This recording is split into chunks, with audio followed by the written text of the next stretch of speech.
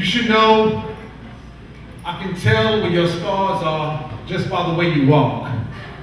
And every assault that you have endured has ensured your every step. And you are blessed regardless of the animals that have attacked you. And you are pure no matter who's abused you. I know an angel when I see one. And when our kingdom come, it will be you, I, and the Son. And we will be one. We will create children, and our children will create us. Then every night by the light of the moon, I will kiss away your scars to Abby Lincoln tunes. And I will drink perfume that tastes like you out of a vessel with a waist like you. Then I will draw our bath water warm so we can soak till our souls are reborn. And you will be safe and secure in my arms. And it will always be this way. See, I can tell where your scars are just by the way you smile. And every night I walk a mile in your shoes, kiss away your tears and compile your blues, till we choose to get sexy with Robert Johnson and Bessie Smith. And I will lick every bit from your soul's revelation to your pain's exodus. And when there's nothing left to sip, I'll massage the tension from your nakedness and then lift you in the most effortless way so you can just slowly drive all your pain away. And you should know they couldn't create a mirror that could begin to show you half the things that I see in you. Damn! Because more important,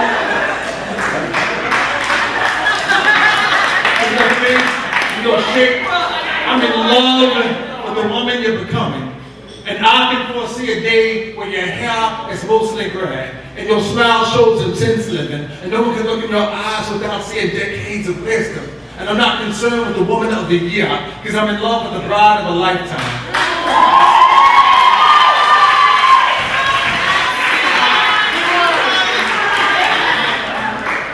And I'm not concerned with the woman of the year, because I'm in love with the bride of a lifetime. And I don't want to watch your figure. I'd rather watch you use your left and right mind.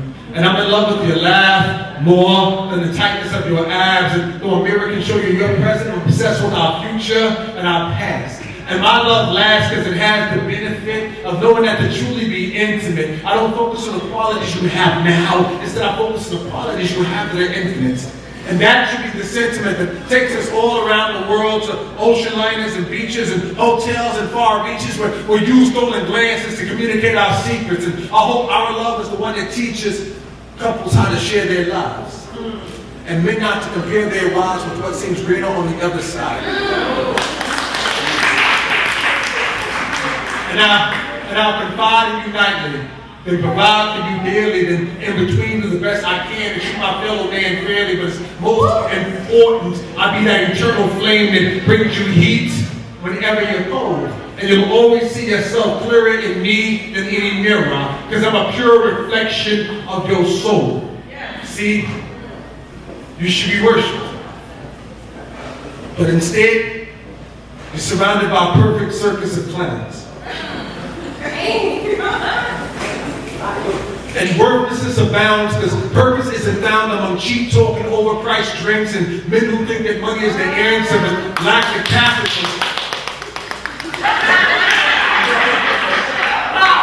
to pay you attention, pay you a compliment, or even wait for you to ask a question. It's typical aggression. Present for connecting with the temple that they lack the capacity to understand, like a pre-programmed barbarian at the gate that can't wait for the opportunity to rush your altar and obtain the holiest of holies. At first, he had you with his swagger, but every second that he talked, he slowly fucked it up. And I don't know if I believe in fate or soulmates, but I definitely believe in magnetism. And if he can't match your rhythm, then the oscillations of his pendulum should probably swing someplace else on this earth.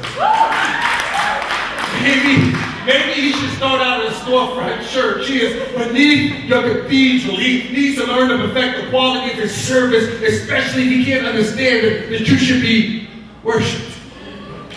Worshipped like an icon. Like a monolithic pylon surrounded by ionic columns and marble floors, because you deserve more than some jerks next to the bar talking about he misplaced his number, could he borrow yours?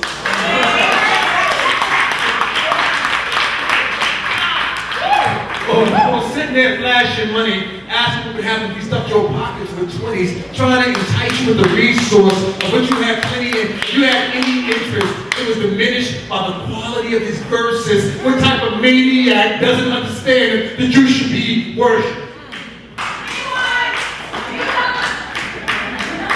It was diminished by the quality of his verses. What type of maniac doesn't understand that you should be worshipped? But instead, he's looking at your skirt with lust.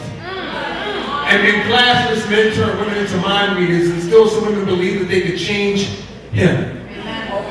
Fix him.